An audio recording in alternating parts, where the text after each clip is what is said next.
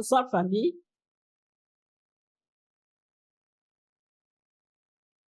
Ce n'est pas la première fois que je fais un témoignage. Mon nom c'est Clémentine Ngaloula, je suis 30 000 couples. Mon témoignage va dans le même sens que les deux mamans qui ont témoigné avant moi. C'est pour montrer la force de la prière. Notre Père nous dit, prenez le temps de prier, c'est la plus grande force sur la terre. Mais souvent, nous prenons ça comme une phrase ou des mots. Mais en réalité, nous ne sommes pas nous-mêmes convaincus que la prière, c'est une grande force. Mais nous disons que la prière peut transformer des montagnes et faire beaucoup d'autres choses. Le témoignage, je l'ai déjà parlé à certaines personnes. Même ici, dans nos veillées, j'ai déjà épinglé ça. Mais je vais un peu donner certains détails que je n'avais jamais donnés. Il y avait un moment, les Vodacom Congo donnaient les bourses qu'on appelait les bourses moto-mono. On donnait ces bourses-là aux 10 lauréats des lauréats, c'est-à-dire aux examens d'État, les enfants qui sortent des lauréats. On prend tous les lauréats, on les fait passer à un autre test et après, on retient 10 lauréats parmi les lauréats de la nation. Nous avions un enfant qui était en 5e des humanités et chaque fois, la première promotion des lauréats passait à la télévision et chaque enfant parlait dans sa langue, dans la langue de sa province. Il y avait un enfant qui a parlé en lingala, en swahili, en kikongo, et un autre qui parlait en chiluba. Alors, quand celui qui a parlé en chiluba a parlé, nous avons vu notre enfant qui regardait la télévision sourire. Et puis après, quand c'était passé, on lui a demandé, tu as souri quand le garçon l'a parlé en chiluba. Tu veux devenir comme lui? Il a dit oui. Maintenant, on a dit, tu veux réellement? Il a dit oui. Nous lui avons dit que nous allons prier. Toi, tu vas étudier. Comme notre Père dit que la prière, c'est une force, nous sommes convaincus que tu vas aussi devenir lauréat. Toi, tu vas seulement étudier. On va faire une condition. Nous commençons la condition quand tu entres à 6e et nous allons terminer le jour que tu vas terminer les examens d'État. Et les conditions de Vodacom Congo étaient, il faut avoir 20 ans au plus, avoir 75% de points à l'école et 75% aux examens d'État. Les deux autres conditions étaient faciles. L'enfant avait 19 ans et puis il pouvait facilement avoir 75% à l'école.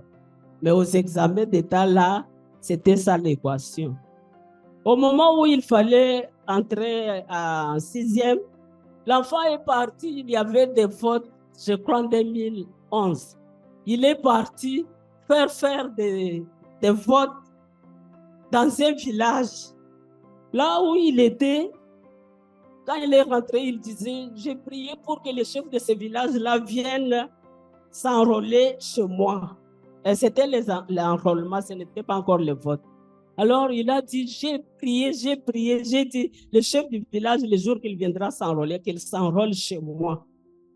Alors, le jour que le chef du village est venu pour s'enrôler, il entre par la grande porte, il se dirige vers la gauche, alors que lui était à droite. Maintenant, quelqu'un s'est tourné, vous savez comment le chef du village marche avec beaucoup de gens. Quelqu'un s'est tourné pour lui dire un mot. Et quand il a écouté le mot là, en avançant maintenant, il se retourne du côté où l'enfant était. Il a dit OK. Il est allé s'enrôler chez lui. Et moi, là, j'ai fait un rêve. J'ai rêvé que l'enfant est rentré, il a maigri, il a même des histoires là qui sont... oui, il a les plaies là. Maintenant, j'ai commencé à dire, Père Céleste, comment l'enfant est devenu comme ça? Maintenant, quelqu'un me disait en songe là que donc ce n'est pas grave. Là où ils étaient, ils ne mangeaient pas bien. Toi, tu vas faire seulement préparer les choses que tu prépares pour lui. Souvent là, il va guérir. Effectivement, quand l'enfant était venu, il était tel que je l'avais vu en songe avec ses plaies-là. Il dit, ah, mais toi, tu es allé même avoir des plaies comme ça, comment? Il dit, maman, là, on ne mangeait pas bien. S'il fallait tenir compte de la nourriture, je serais rentré bien avant.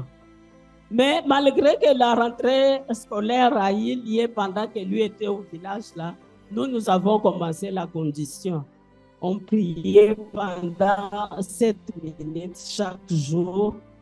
Et la nuit du vendredi au samedi, on faisait la veillée. Et dans la veillée, tout ce qu'on disait aux parents célestes, c'était que, mais de toutes les façons, si c'est aussi ta volonté, que cela se fasse ainsi.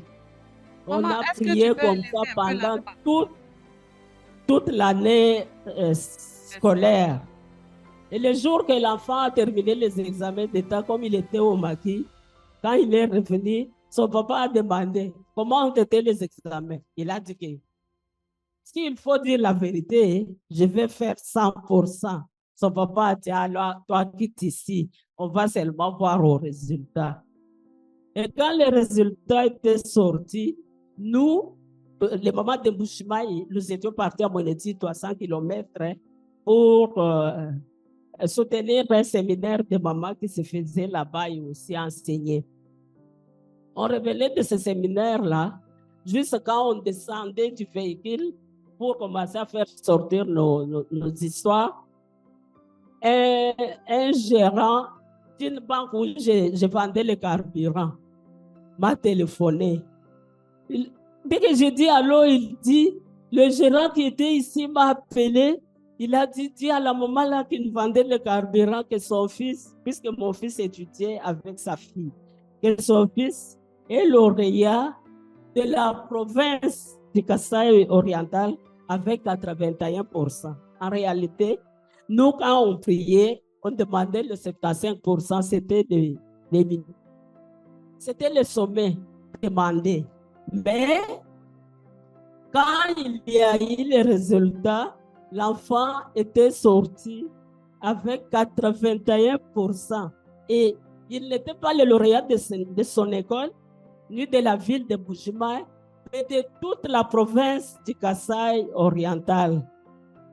Quand on m'a dit seulement ça, j'étais resté comme hypnotisé. Je disais seulement, parents célestes, merci. Parents célestes, merci. Parents célestes, merci.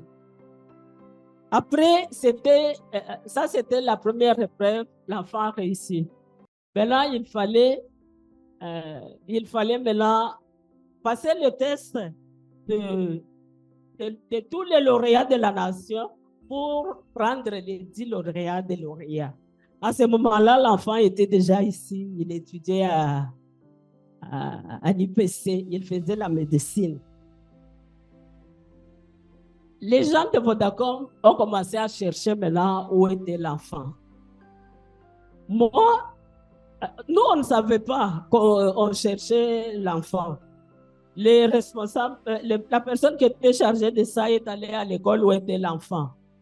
On l'a demandé à l'école. L'école devrait leur montrer les parents et les parents devraient dire où était l'enfant. À l'école, on a dit, allez au marché, vous allez trouver sa maman, elle vend le carburant. Les gens de Vodacom abritaient les bâtiments qu'abritait la banque où j'ai travaillé. Maintenant, quand ils sont partis au marché, on leur a dit, allez dans tel quartier. Quand ils sont allés dans le quartier, il y avait aussi une maman Tina qui vendait les carburants. La maman Tina, là, nous avons étudié au CO dans une même école avec elle. Quand on lui a demandé, elle a dit que ce n'était pas elle. Est-ce que vous ne connaissez pas une autre Tina qui vend aussi les carburants? Elle a dit, je ne la connais pas. Et pourtant, elle me connaissait. C'était passé. Après, les gens de Vodacom, ils ont écrit une petite note sur un bout de papier. Donc, les morceaux de papier du cahier. On a écrit un communiqué que nous cherchons les parents de tel, tel et tel, puisqu'il y avait 3 enfants qui étaient nourris.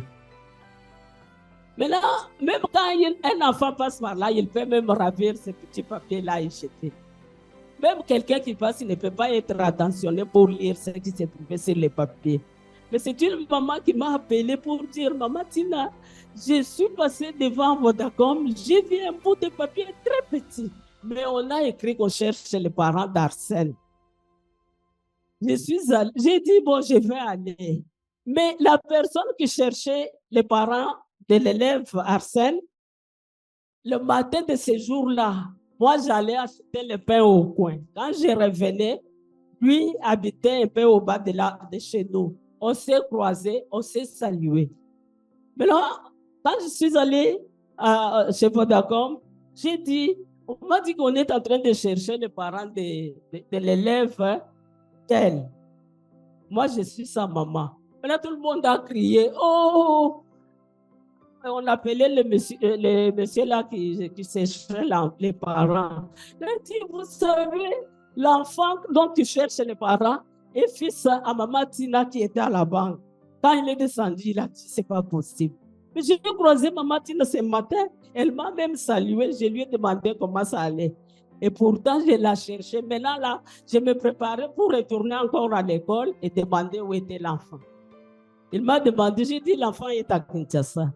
Il a dit non, nous étions lundi. L'enfant doit être ici le mercredi puisqu'on doit passer les tests pour avoir les lauréats des lauréats. Moi, je dis, mais s'il n'y a pas vol, il dit, s'il n'y a pas vol, ça c'est votre problème. J'ai dit, si j'achète un billet pour envoyer, peut-être ça peut être, j'envoie directement l'argent à Kinshasa, on achète les billets pour l'enfant. J'ai envoyé l'argent pour un billet full. Et la personne qui a reçu l'argent, il est allé acheter les billets de l'agence. Les billets des agences, c'est pour les gens qui affrètent les histoires. Donc, quand il faut débarquer les gens, on débarque celui qui a les billets de l'agence. Ce qui a fait qu'à l'embarquement, au bas de l'avion, on a dit qu'il y a une personne en surplus. Alors, on a débarqué l'enfant. Pendant qu'il voulait retourner, quelqu'un lui a dit, non, on reste là-bas, on ne sait jamais. S'il y a quelqu'un qui ne voyage pas, on va t'embarquer. Effectivement, quelqu'un ne s'était pas présenté, il y a eu une place, c'était ce que l'enfant était embarqué. Il est arrivé en Bujimaï, il a passé les tests et puis il est retourné ici. Quand il a passé le test, il était retenu parmi les lauréats des lauréats. Quand nous prions, je peux mettre l'accent, quand nous demandons des choses à Dieu, souvent Dieu exauce nos prières. Mais est-ce que nous sommes sensibles pour comprendre que Dieu a exaucé? Et entre la réponse de Dieu et ce que nous avons demandé, il y a un intervalle. Cet intervalle-là peut être rempli par beaucoup de choses qui peuvent être soit négatives, soit positives. Je veux vous dire que quand maintenant, Vodacom a commencé à chercher les enfants, le papa de l'enfant a dit non, l'enfant ne part pas. Moi, j'ai dit, mais pourquoi? Il dit non, puisqu'on a dit que le premier motomolo de Vodacom étudie par correspondance. Effectivement, on avait commencé comme ça, mais on avait changé. J'ai dit non, mais même s'il étudie par correspondance, où est le problème? Laissons l'enfant aller. Il a dit non. Là, moi, je suis venu, c'est comme je venais acheter la marchandise et puis rentrer. J'ai dit à l'enfant, ton papa refuse. L'enfant a dit, mais pourquoi? Je lui ai dit, puisqu'on dit que vous allez étudier par correspondance. Il dit, mais est-ce que c'était un problème? C'était tellement un problème que le papa ne prenait plus ni mes appels, ni les appels de l'enfant. À tel point que l'enfant a dit, non maman, moi je n'ai jamais eu un problème avec papa. Ce n'est pas pour le problème des études que je vais avoir un problème avec lui. Je laisse tomber. Moi, j'ai commencé seulement à prier. J'ai contacté même certains responsables ici pour leur dire. Je suis allé voir son oncle paternel qui est ici. je lui ai parlé. Lui aussi, il est allé parler à ses amis. Ses amis, on voyait les enfants là, moto-molo défiler. Et puis, il a dit, vous voyez l'enfant là, c'est mon fils. Je vais vous couler boire à cause de lui. On dit, ah, depuis toujours, tu ne nous as jamais dit ça. Il dit, c'est le fils de mon frère. Mais mon grand frère refuse que l'enfant aille. Ses amis ont dit que ton grand frère est sorcier. Après, il m'a appelé, je suis allé là. Il a dit, nous allons nous organiser nous-mêmes, envoyer l'enfant étudier, comme on les envoyait en Afrique du Sud. Comme ça, peu importe ce que notre grand frère va dire. Moi, je dis, non, ça, je ne peux pas faire. Il faut vraiment qu'il donne aussi son aval. Mais comment il va donner son aval puisqu'il ne prenait plus nos téléphones? Il ne nous appelait pas aussi. Après, Vodacom m'a dit, bon, les enfants, ils vont d'abord retourner dans leur province d'où ils sont venus pour dire au revoir aux parents. Et quand l'enfant est retourné, notre véhicule était en panne. Maintenant, le papa est allé pour prendre l'enfant à l'aéroport. Moi, j'étais ici. Il cherche maintenant un véhicule pour prendre l'enfant. Maintenant, les gens de Vodacom ont appelé l'enfant. Imaginez les enfants quand ils terminent les humanités, ils sont encore tout petits là. Ils ont appelé l'enfant pour dire, non, on a envoyé la camionnette de Vodacom. Si, comme le chauffeur ne te connaît pas, si tu vois un véhicule de Vodacom, si on est à l'aéroport là, approche-toi, on est venu te chercher. C'est quand le papa a dit, ah, pour seulement ces petits Arsène ici, Vodacom a mobilisé tout un véhicule. C'est à ce moment-là qu'il a dit, bon, je peux accepter. Après, l'enfant est retourné ici et on a fait d'autres formalités. Ils sont partis. Quand ils sont partis, ils ont étudié. Il a terminé avec une grande distinction. On l'a pris comme professeur à l'université où il a étudié. Là, il a commencé à faire inscrire les enfants du Congo à tel point que quand moi je suis allé le voir là-bas, on l'appelait Anchilou Bamwakwidi, c'est-à-dire Monobéni. Je dis, pourquoi on t'appelle Mwakwidi? Il dit, puisque je parle beaucoup pour les enfants congolais. Le professeur me demande même parfois, mais est-ce que tous les enfants congolais sont tes frères? Il dit non, mais ce sont mes frères puisque je suis congolais. Après, on dit, ou bien il te donne l'argent à côté. Maman, il me dit, maman, aucun enfant ne m'a même pas donné un sou. Même ceux qui veulent m'en donner, moi, je ne veux pas prendre. Moi-même, je suis venu ici. Il n'y avait, on ne m'avait pas exigé. Je suis en train de faire inscrire les étudiants. Les étudiants eux-mêmes, ils lui ont aussi surnommé. Donc, ils étaient tellement contents de le voir. Quand il y a un problème, on va le voir. Quand il y a une situation à régler, lui-même se porte garant. Et c'est comme ça qu'il a fait inscrire beaucoup d'étudiants là-bas. Même une fois, le révérend Foutil avait un évêque qui allait là-bas. Il m'a appelé la nuit. Il a dit, non, j'ai un évêque qui doit aller en Afrique d'essayer d'étudier. Est-ce qu'Arsène peut être disponible? J'ai dit oui. Il dit, tu es sûr? Le vol arrivait à 3 heures du matin. Il est allé prendre l'enfant à l'aéroport. Il a mené, et puis il a mené jusqu'à l'université. Donc, quand Dieu répond, il répond et met toutes les batteries en marche pour que sa réponse soit exécutée. Merci.